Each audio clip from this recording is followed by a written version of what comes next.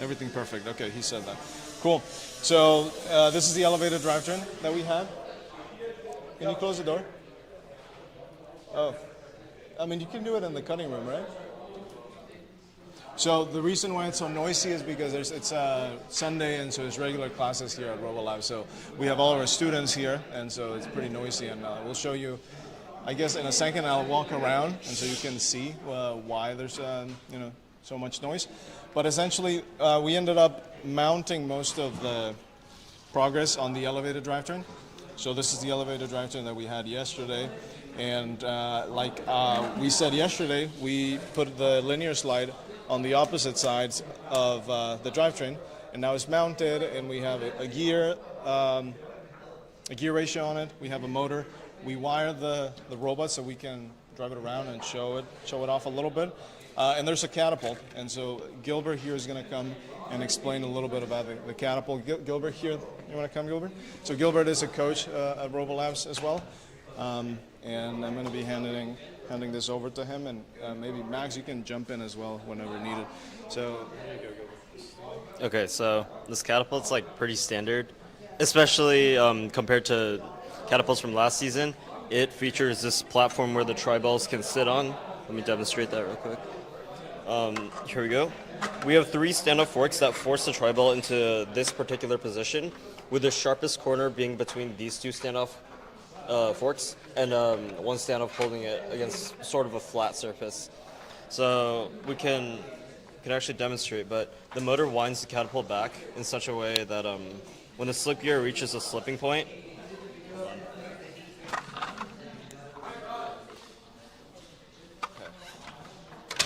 so you can fire it like that, and essentially there's 2 rubber bands worth of power right now, and it's doubled up. So we have those rubber bands mounted on pulleys. So the reasoning for that is because when you pull a rubber band in this pivoting kind of fashion, the rubber band doesn't actually just stretch, it also pivots and turns.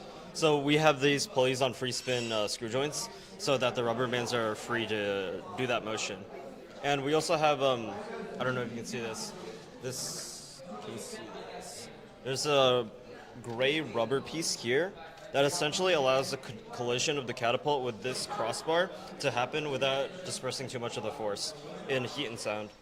And another interesting feature is that this polycarb plate, most people just put a polycarb plate on top, but what we found was that just a polycarb plate was a bit too frictiony.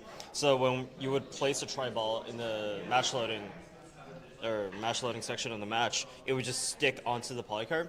So a minor improvement we added was we used a belt sander to sand this polycarb so that when you place a tri-ball, no matter in what orientation, gravity will simply just allow it to sit in the default position that we've designed it to sit in.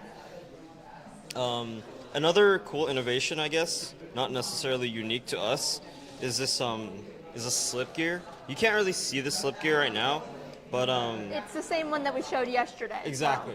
But the key difference is that there's 2 sets of teeth to basically double the reload, or halve the reload time, to essentially allow us to match load much quicker and not suffer as much lag as like shooters such as the puncher do. So yeah, that's pretty much the catapult. Thanks, Alex. So have you measured out how far you're shooting? Oh yeah, we've actually made 1 shot today, and the rest just either lodge in the goal or bounce off, barely. Yeah.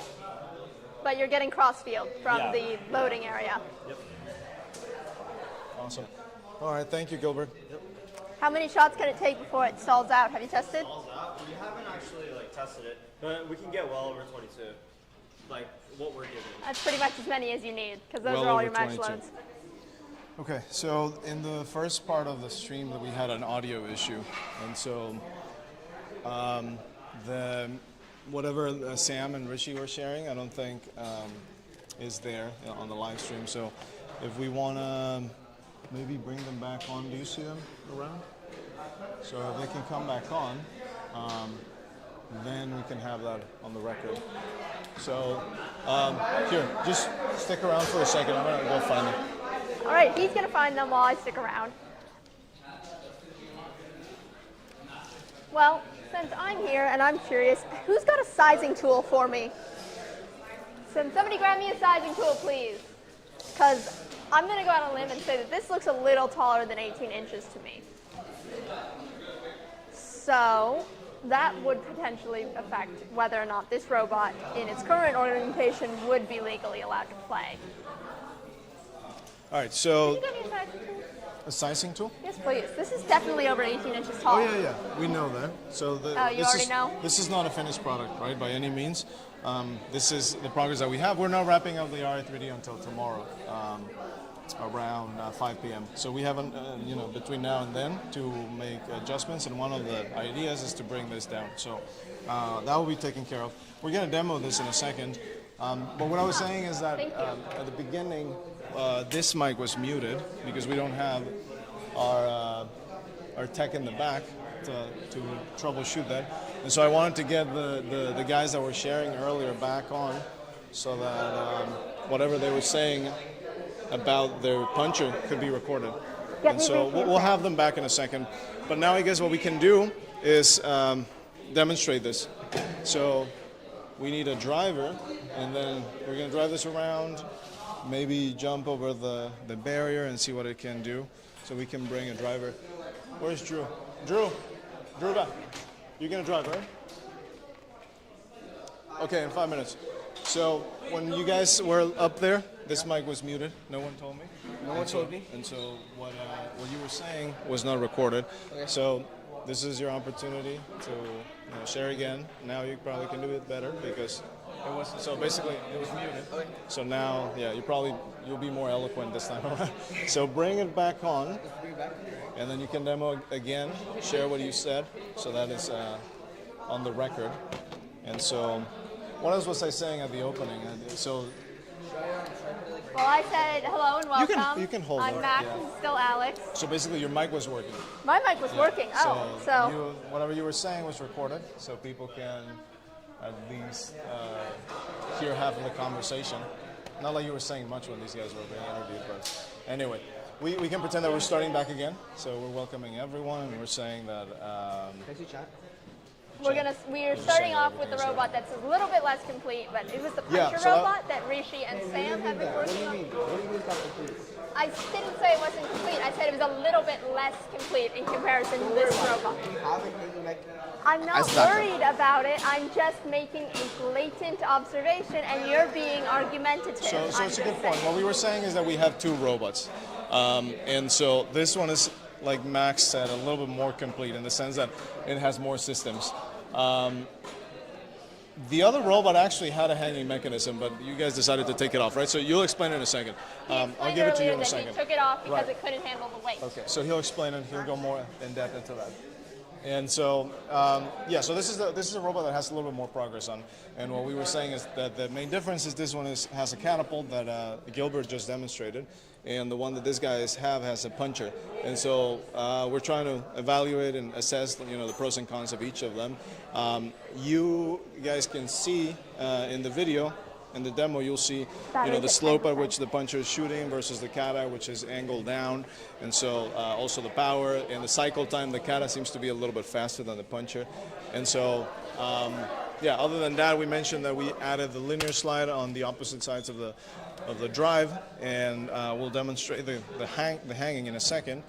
And so that's the main idea. Now we're gonna do what you guys did again, so that it can be recorded. And so I'll pass it on to you. All right. So we did have a hanging mech. It was different than this. It was a chain bar because we wanted our hanging mech to also work as a claw. So we wanted everything to be linear and straight. But turns out when trying to hang, it can't handle the load. So we changed it, and we're gonna think of something new tonight and try and figure out what to do. But as of now, we have a shooting mechanism. It's a linear puncher. We realized we saw teams online. Their katas were like flying everywhere. They were like having really high arcs and never really making it past the barrier and towards the goal. So we realized we can make a puncher, like a linear puncher. So we used green slides, and we used the metal stuff, and then we used slip gear, which is just shaved off teeth, so we can control how far you can pull back the green mechanism. And we just banded it normally. It's nothing too much. It's just like double banded, and what we realized is for match loading, at the start we had like tiny standoffs, and then it didn't really do much. So we added like an extension, whereas you can just put the tri-ball in, and then when the puncher's pulling back, it slides down, so it makes match loading easier and causes less of a human error. So we can just pull it back here. All right, we good?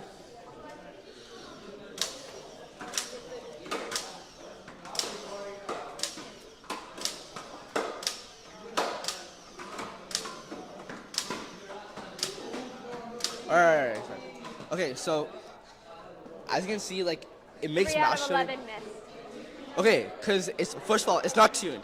We just added the standoffs, and then the banding has to be tuned, angle has to be tuned, and then some of them did make it close to goal. So with all tuning, you can always like try and shoot towards it, maybe make some. But the only reason it missed is because of just human error. Basically, sometimes the match loading doesn't like have the right orientation to push it all the way towards the barrier, and also our robot is kind of tilted directly, like diagonal to the other match loading station. We would essentially like to make it like less of a steep angle and more towards the goal, so like more of them make it past the barrier and more of them make it in the goal. So with fine tuning, I feel like linear is low-key a better option than kata, because kata has like a really weird and big arc. Like of course if both of them are tuned, then they're both like really good. And this kata here is like it ends pretty straight, so it also has a kind of a linear path, but like we still want to stick with puncher for like the first few competitions. So yeah. And how many shots can you get off before it stalls So out? we haven't, I think around 40 shots, which is like both stations match loads. So like if we really want to, we can just dominate and then just take over their match loads, and then we can just like shoot all of them. You can only legally do that during like Yeah. Well, skills matches. yeah, it's fine. But And do you know your cycle time? I think Alex measured it to be about I think it was 1.5 like seconds. 1.5. I mean, with practice, you can go down to like 1 second, and with like tuning, you can go down to like 0.75. So, like, as of now, like early season, as an Ri3D, it's not bad. But yeah. So yeah, basically it. Awesome. All right. Thank you, guys. Thank you. Okay, so now we have Drew here. So this, I think I haven't explained it much on this robot, but essentially this is a 6-motor drive. And then we have one 11-watt motor being used for the kata, and then one motor for the hanging, for the linear slide. So that means that we're using, our 8-motor allocation already.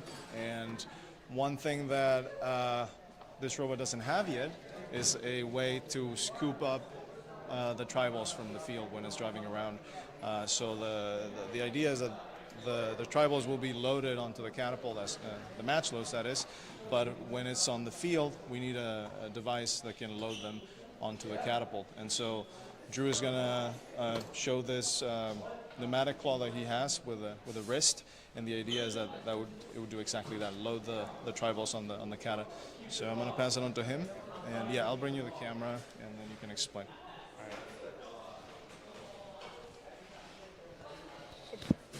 You have to pinch it a little, hon. Oh yeah, open it. No. There you go.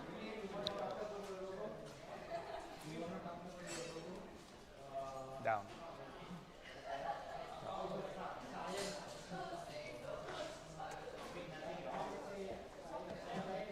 So the I got function, tri-balls. the function of this mechanism is to pick up the tri-ball from the field or the match loading zone, which is not really necessary because you can place the tri-balls into the robot directly. But during auton, we can use this to lift the tri-ball out of the zone.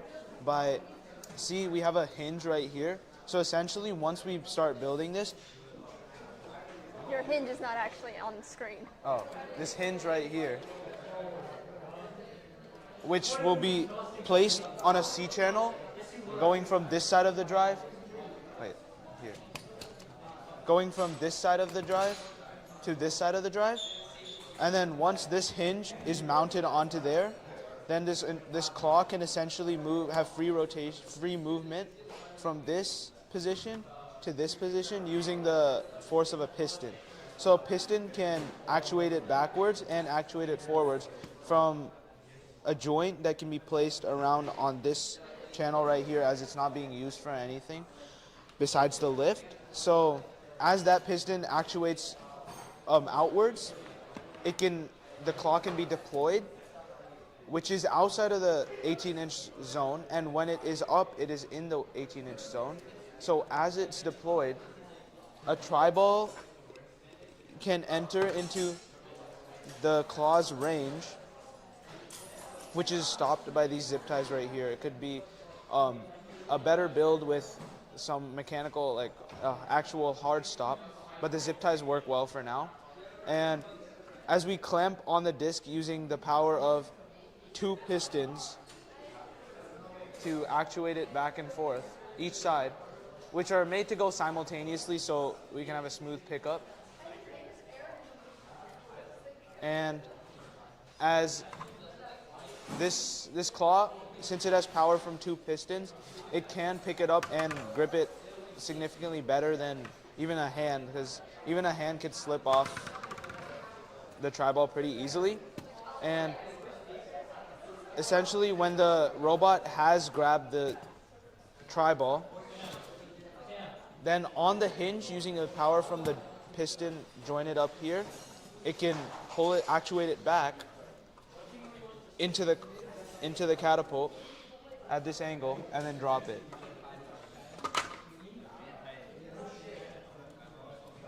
And then after this launches, should I launch it? Not into my face, but sure. Seriously, I moved to the side and you adjust it so it's pointed at my face again. Oh shit. Something in the way. Oh, it's the nut. Why is there a nut there? I don't know why there's a nut there. Where do you want it? Oh, just down. And now we have to move the gear. Yeah, that's like impossible.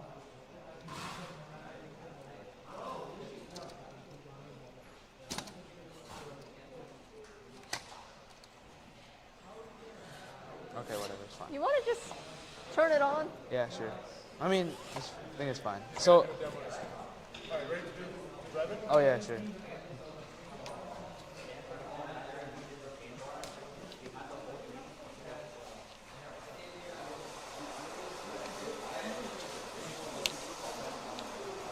So this robot can drive over the middle barrier pretty easily because of the drivetrain setup with 2 outside wheels and the wheels being mounted lower than the actual drive using another level of C channels, plus flex wheels for the 2 36-tooth gears out of 4 36-tooth gears on both sides of the drive. All right, so Drew now is going to do a And quick that demo. can make it easy So to if you roll can over the hand middle off barrier. the controller to Drew. I don't think I started the right code. Oh yeah, what? All right, so Is it? so that's the code, yeah. So let's stand over there, Drew. How come it? Oh, it has to load Yeah, or something? It's loading, yeah. So now stand over there so we can see the angle. So we should have 2 cameras. One of them I'm pointing out right now, so I'm right here. All right. So fail number So 1. at this moment, That's there's too much expected. weight. Yeah. So slow down. So first get familiar. So slow it down. You don't have to go that fast. Try climbing the other way. As you can see, this is the first time that he drives this robot.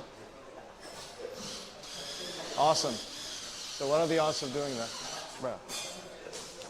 At this moment, there's too much weight. It's too top heavy right now, so it cannot actually Slow it down, man. You drive can just, over without being tipped. you don't have to go super fast. You can slow it down.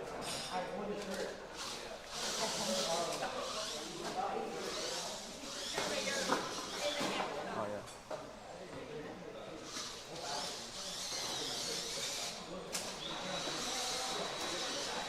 True. Slow it down, man. Why do you have to? Anyway, all right. Let's try to shoot something. Oh. Okay, it did go up over once. So the weight distribution is obviously not perfect. We need to adjust the center of balance. Probably the brain and battery But can this go is lower. absolutely. But this is the first time that this robot makes it to the field. And so if you also were doing a little bit more, less reckless driving.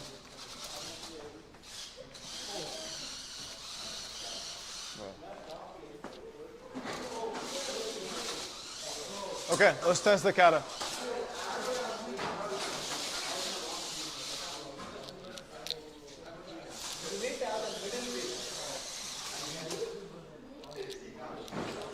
Let's test the kata. All right. How do I do it? This is control. No, the other one. This one. X and B, or X rather. Oh, so you're gonna come to this one.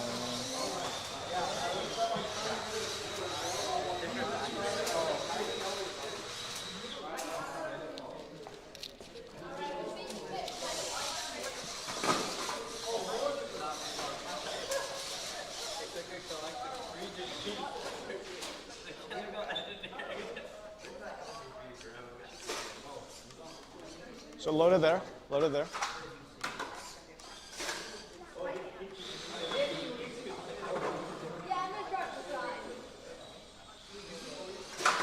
Oh shoot. Just put it now. Just put it now. Yeah, just put it in now and then it'll go.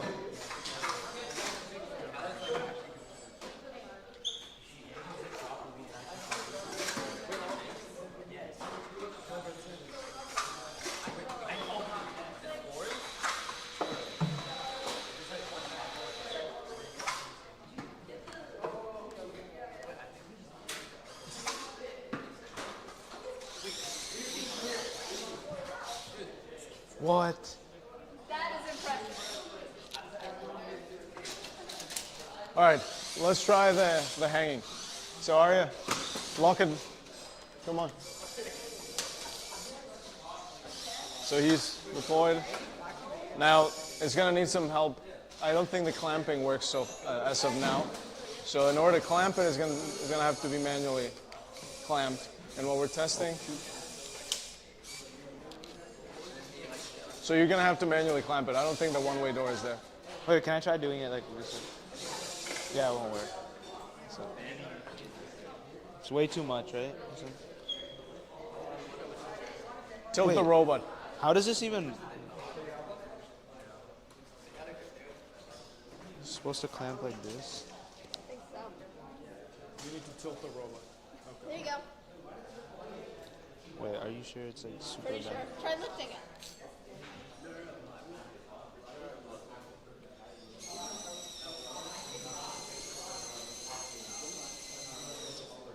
What?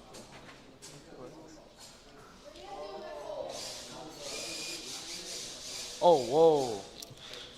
This back wheel is, the shaft collars are out. Yeah, it's an Ri3D, right? What do you expect? So again, this is not a finished product by any means. We still have until tomorrow. And so we just wanted to demo what we have. So Oscar is asking what the drivetrain gear ratio is. So I'm going to introduce you Arya, and he's going to go over that. All right, what's up, guys? It's Arya here. So yeah, an update from I guess the last time I checked in. We have pulled one all-nighter, and pretty much last night was all about trying to get a solid catapult going, as well as prototyping a hanging mechanism and finalizing the drivetrain. So as you can see here, we have a drivetrain, and the gear ratio is we have six 600 RPM motors that are attached to 36-tooth gears, and those 36-tooth gears connect to, I believe, a 72-tooth gear. So the gear ratio there, of course, is half. So if your motor's going 600, then the wheels, the 4-inch wheels, are going 300. And one of the interesting things about the drivetrain, like you mentioned before, it's an elevated drive, so we have these stands, so that should make it easier to hop over the pipe. Super hard to get and the other aspect as well is we have small black flex wheels as well on the insides of the drive between the two 4-inch wheels. So the benefit of that is that we're able to essentially have a little bit of push over the PVC pipe, the black one, when we're hopping over that, and there's no real dead zone. The only issue that we're facing right now, as you might have seen in the video, is that since the robot is a little top heavy, when we try to go over that PVC pipe, a combination of being top heavy along with the elevated drive means that it's a little susceptible to tipping, right? So we need to go back to the drawing board and figure out either how can we workshop the weight so that it's distributed a little bit better, so the center of mass is lower, or if we want to adjust the angle of entry of our hanging mechanism. That way we're able to actually hop over the front PVC pipe much easier. The other thing as well is we've only been able to go over the PVC pipe right now with the back of the robot instead of the front. That's because we have to cut off one more hole on the drivetrain, so in that way we can hop over the PVC pipe easier. But in terms of like an overview of the drivetrain, it's a 300 RPM drive, 6 motors, and in terms of like the drivetrain itself, it's pretty solid. And it should be able to easily hop over the pipe. We just have to cut off one hole and then adjust the weight distribution so that way it's a little bit easier for it to not tip as much. But yeah, the other thing is catapult's working really well. This is a 1 motor catapult, and one of the things I've seen a lot of people thinking about is, what is the fastest way of throwing the game elements over, right? A lot of people are trying to get like insanely quick cycle times, almost so fast that a human loader can't even match the speed of the robot, right? In reality, You saw I had trouble picking them up individually at all. So the speed of the shooter is going to be hindered by the speed of the loader.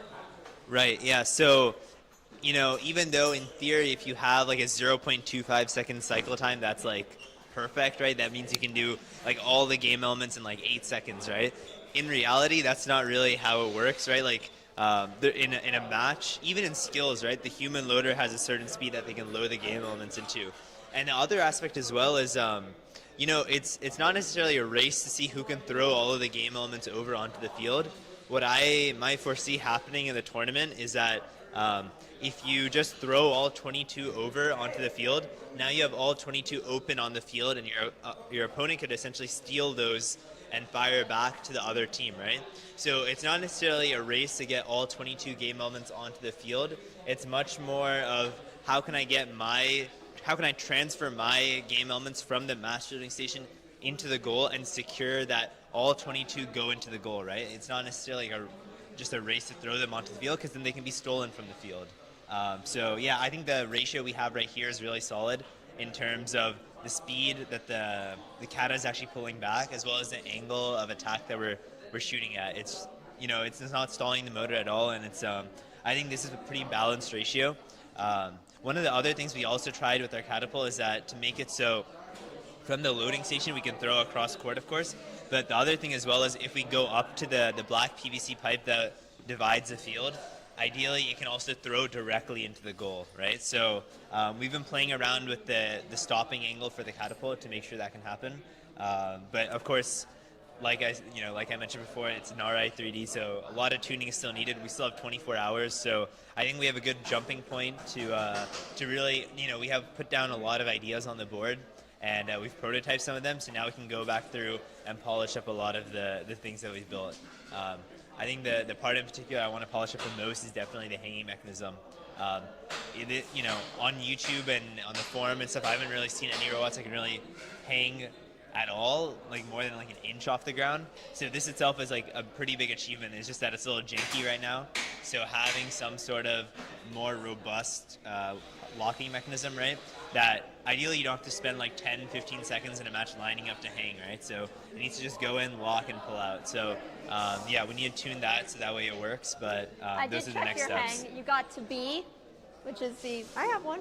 Oh, nice. You got to B, which is the second level up.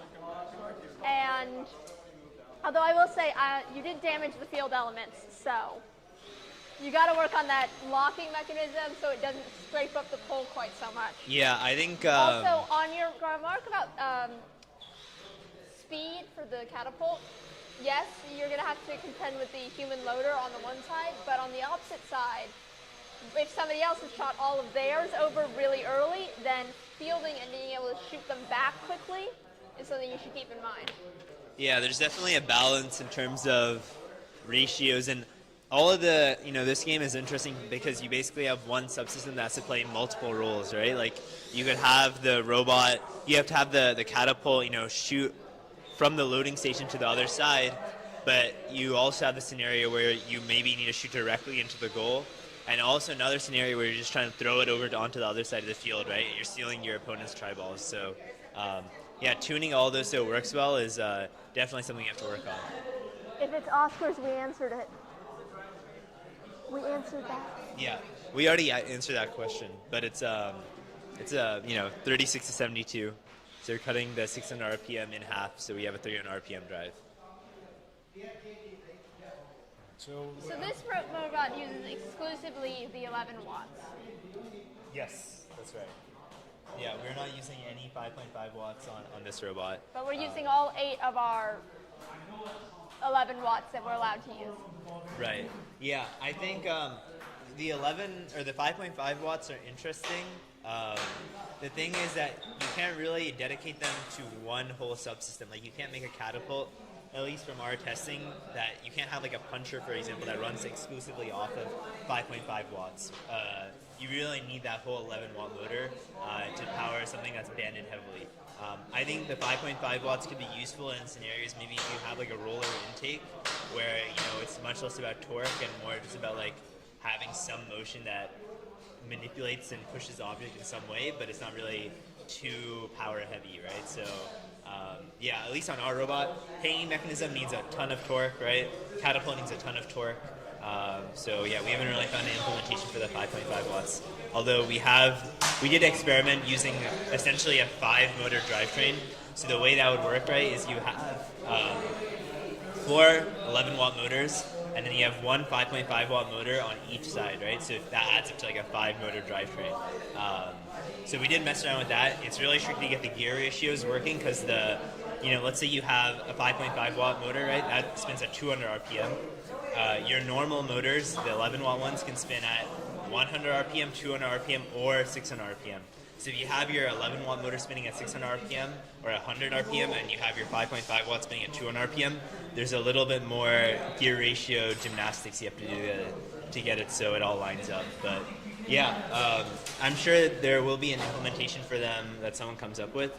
If you can figure out a way to do a 5-motor drivetrain, I think that would be more ideal because then you can use those 5.5 extra motors to support your hanging mechanism or support your climbing mechanism or have a roller intake that's powered by a motor. But yeah, as of now, we haven't found a use for them just yet. yeah, which is kind of a shame, right? Like we were really excited to use the new motors, but yeah, it just wasn't the right fit. All right, so I wanted to ask a few questions, kind of like wrapping it up as we get closer to the end of the Ri3D. We still have, like Arya said, 1 day or 24 hours. So, this robot, as you saw, there's a lot to do. Primarily, like Arya was saying, the center of gravity, is not perfect. So we need to readjust the weight on that. The one-way lock, we needed to manually clamp it on. And then even though it was able to lift it, it still could be better. So in 24 hours, we can certainly make a good amount of improvements. We have yet to see if we're going to mount this claw. So,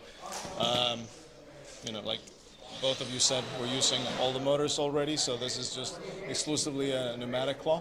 And we'll see if we're going to be able to mount it to scoop up the tri-balls. But otherwise, we're sticking with that. So what I'm trying to get at is maybe we can go over the wins and fails, what went well, what was the most challenging part of the Ri3D. And so, yeah, I think that could be useful. So maybe you want to start? Yeah, definitely. So in terms of the wins, I definitely think the drivetrain's really solid. We just need, like I said, it's a super easy fix. Just cut one hole off the front, and then we can climb over. And I don't see there being any issues with the drive. The other and really add a tip guard.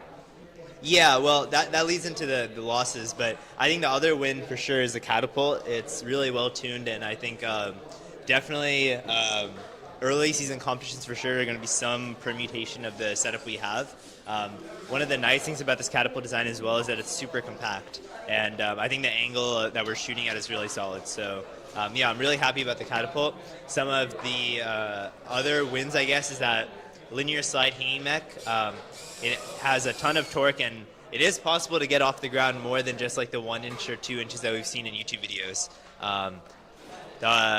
This leading into the kind of the losses or the rooms for improvements or opportunities, Definitely the fact that it's super top heavy because of our hanging mechanism. That's definitely something that needs to be worked on. The other thing that needs to really be worked on is our locking mechanism for the hang. The gravity lock is definitely the way to go in terms of locking mechanisms. The only issue is that it applies a lot of force on that small portion of the robot, right? You basically have the entire weight of the robot being supported at a very small top corner of the mechanism. So our solution was to switch it to steel instead of aluminum C-channels, but that makes it super top heavy, right? So we need to evaluate how we can have a better locking mechanism that isn't as heavy and makes the robot so prone to tipping. But I think if we can do that, that would be a really big accomplishment for the Ri3D. You could also just add a tip guard. Yeah, but if you add a tip guard, then it makes the robot bigger than it needs to be, and it's a little less elegant, right? Ideally, everything is integrated into the frame of the robot. But yeah, I mean, anti-tips are things that we've seen in games before, right? Like even Tower Takeover, robots had anti-tips because you were carrying like such a long tray of cubes. The only thing is, if you have an anti-tip, it might make it harder to go over to jump the PVC pipe in the middle of the field. So that's something else to think about. I'm going to show you the whale tail tip guard we use for Skyrise later. Yeah, I mean, I'm sure there is a way to do it, but of course, in a perfect world, it's all well balanced and everything. The other thing I'm also thinking about right now is the robot is pretty tall, so we're not able to go under. We're not able to do the under part of over-under as a game. That is only about 11 inches high, and you are currently at about 20 inches tall. So.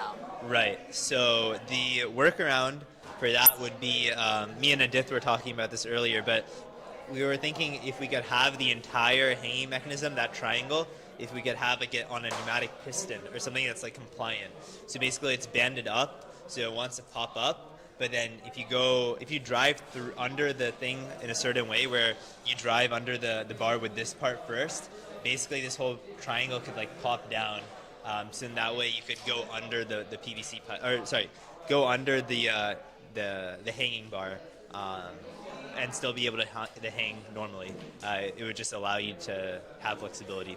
And that could actually be helpful for getting it in size as well. Basically making this whole triangle is attached on a hinge right here, right? So if you make that not fixed by making this have a piston so it can go up and down, then we could reduce and increase the height and also make it compliant for going under the bar.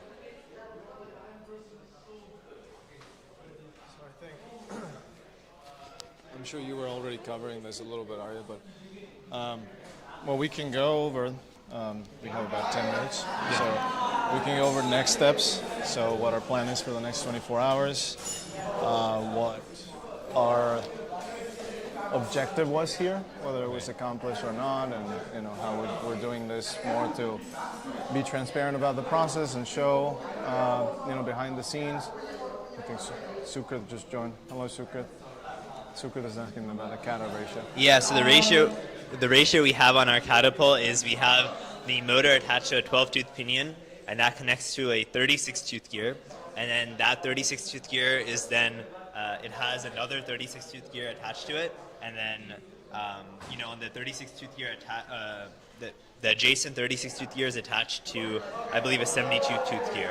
So you basically have like a compound gear ratio here, right? So you're going from 12 to 36. And then you have the other gear ratio is a 36 to a 72. So you really have a 1-to-6 ratio, right? You have a half, and then you also have a times 3. Times 2 and then a times 3, so times 6. And we're using a 200 RPM motor for our catapult. 36 is a double slip. It's been shaped on 2 sides. Yeah. Okay, cool. So 30, what is he saying? Yes. Yes. The 36-tooth gear is the slip correct. gear, yeah. Okay. All right. So I think we should go over next steps, right? So this is also useful for us. Right. So I think one of the main priorities, I think you would agree, is to fix the center of balance. Right. So how we go about it? What are you thinking? I mean, the oldest, most unsophisticated approach would be to get Dead weight? yeah, a ton of high strength axles, definitely not. a bunch of steel C channels, and just throw that on the bottom of the drive. However, that's not the most elegant solution, and I'm not for that. So I'd like to vote against that as well.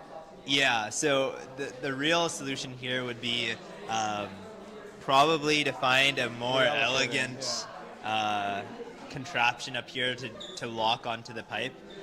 So it might not be super evident from there, but the whole top, this mechanical lock, this one-way door, is mostly made out of steel. So it's super heavy. And if you add to that the motor that is here and the linear slide that is made out of steel as well, then there's a ton of weight over here, right? So like you're saying, if we find a better way of doing this, the reason why this is steel is because when we were testing it, we were holding it up and the bar here bent, so it literally twisted the aluminum bar, and so it needed to be reinforced, and so we ended up with steel. But yeah, so I mean, certainly we can, put the brain lower, the battery lower, maybe try to replace some of the things here. But other than that, there's not a ton else to do, right? I mean, we are thinking about adding a claw in the front, but I don't think that's gonna do much in terms of rebalancing the weight. Yeah. Well, one. The center beams strictly weight-wise, or would doing something about the fact that these are the tiny little ones potentially increase the size of the flex wheel centers? Might help. Because it is beaching itself. I don't think really the reason it's getting caught is because well, one thing, like I mentioned before, when you cut this one hole off the front of the drive, right? But the other thing as well is it's just because we're not going onto it with any momentum, that's why it's getting high centered on the PVC pipe, right? So if the weight was a little bit better, then we could just drive straight onto it, so we'd go onto the PVC pipe with some momentum, and then we wouldn't get high centered. So I don't think we need to necessarily change the idler wheels in here. We could definitely. If anything, it would make it worse, I think, right? Because It's just like just gonna yeah, exactly. make it worse. So right now, the opening here kind of matches, right? The opening in between the two omnis kind of matches the barrier. And so we have this. I think we can bring it closer. We have this smaller wheels for traction on the drive, and so they stick out a tiny bit there, so you can see those black flex wheels, and so those are giving some traction, and so this is kind of how it looks like. And so if we're thinking about adding a bigger wheel here in terms of this tipping over, I don't think it would necessarily help. The idea, I think, is we're probably going to go with rebalancing. Right. Okay, well, so that's center of gravity. Sukrit is saying, so if you're going to add pneumatics, then add them as close to the middle and as low as possible, so that makes total sense. But the tank itself is not really that heavy, so... What I'm thinking a better way about going about this whole hanging mechanism, I just thought of this right now, is there's really no reason to have this whole hanging mechanism up the entire match, right? Like, realistically, you hang once in the match and that's it. So we could potentially do a pretty cool mechanism where we have this hanging mechanism on a triangle, right? And this is on a hinge. There's really no reason this has to be up here this whole time. So what I imagine is you could have some sort of, if you got rid of this bar, and then you have like some sort of linkage here that folds in on itself, you could have it so it folds, and this whole thing goes from here down like this, and it's resting flat the entire time. And then right when you go to hang, you deploy with a piston release or something, and then this whole linkage, like it's rubber banded up, right? So this pops up, there's like a linkage that becomes vertical like this, and it locks into place, and now you have your hanging mechanism. And in that way, address the issue of getting under the horizontal bar for the under portion. yeah, that would solve a lot of very good problems, point. including the center of gravity problem, right? So there's no reason this has to be fixed or this needs to be up the whole match, right? Because the majority of the match you're just shooting and fielding and putting the try balls under the goal. So I would say finding a way to make that whole triangle for the hanging bar more dynamic would be a great objective. But then you are eliminating the space that you had saved for the claw. Yeah, well, This grabber is down unless you can incorporate the grabber into being part of the lock for your lift. well, there's no reason the hanging mechanism needs to be on that side of the robot, right? Like, we could flip the whole mechanism around 180 So degrees. it might actually But then you're going to be help. blocking your catapult. Well, not necessarily. You can have an opening, right? Yeah, exactly. Because right now the problem is, this is what you were getting at, right? The loading is an issue, right? So when you were trying to load the match loads, you had to go on the side, which is obviously not ideal, because this is on the way. And so Right. we also need to address that. Right now, earlier we were thinking about like some funneling mechanism, right, Arya? But, Yeah. So essentially right now, when you're trying to load them here, this is kind of in the way. If you're standing up here on the corner of the field, then it's not ideal. You're trying, it's complicated. So either a funneling mechanism that facilitates that, or like Arya said, flipping this. So those are the calls that we need to make. We don't have a lot of time. Right. Yeah. What else do you think we need to consider? I think a lot of it's just right now about polishing things up and then integrating all the different components, right? Like we need to add in the pneumatics tanks, we need to add the pneumatic claw, we have to, it's just a lot of formalizing and standardizing. I have a strategy question. So You put a you need the mic. lot of effort into. As a strategy question, you put a lot of effort into making this robot capable of driving over the center beam. Very helpful during a skills match, but during an actual match, are you ever going to actively want to put yourself in a position where you are double zoning? How much is that going to be used during a real match? Well, you don't ever want to be double zoning, right? Because then that way your opponents can steal the goals or the try balls from your goal. So essentially, you guys have built a really, really impressive skills robot. Because right now, if you're in skills, you're going to get the maximum hang points just by hanging at all. Well, right now, the thing is like having not to the be a pessimist here. like not to be a having the ability to go over the PVC pipe is definitely something that's going to be really important for. I think it'll be increasingly more important in like match play itself, right? Like, of course, there are situations where. Sharing is caring. We all. Jesus. We have two mics and we're fighting for the mics. We're all. I don't care. I just like to clip it. I won't. Okay. I understand. All right. So we have a couple minutes. So Yeah. Let's wrap it up, okay?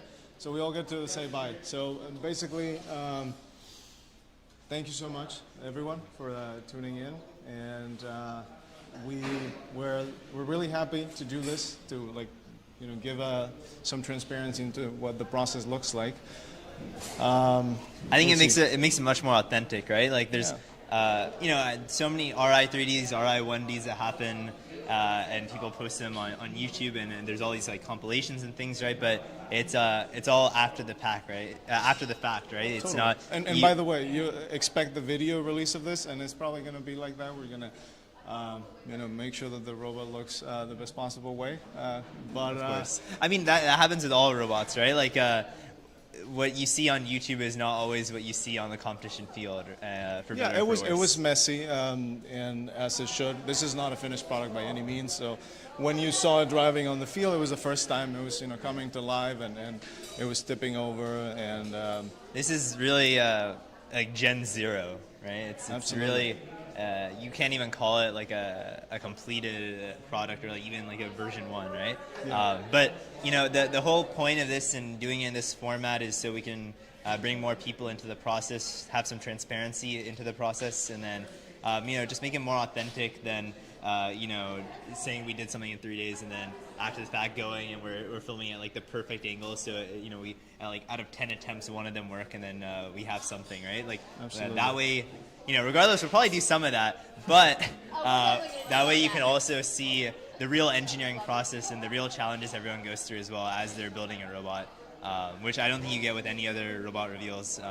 Especially none of the ones that we've seen in the past. We also, interviewed a bunch of our students. We wanted to humanize the entire process and just give behind-the-scenes look into what it's like. So we were also experimenting. Maybe next year we do a full live stream of the 72 hours. That would be crazy. That would be interesting. But yeah, that's it from me. Thank you so much. I'm gonna pass it on to Max, and she loves the mic, so you can say bye. Any final words? I'm gonna step out. It's all you. For the record, I just like the cute little pom-pom.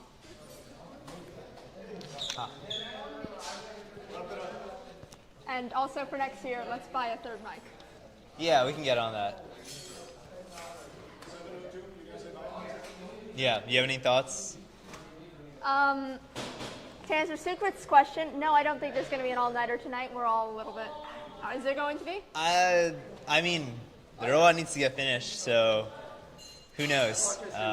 We have people who are volunteering as tribute. So Sam is going to be here.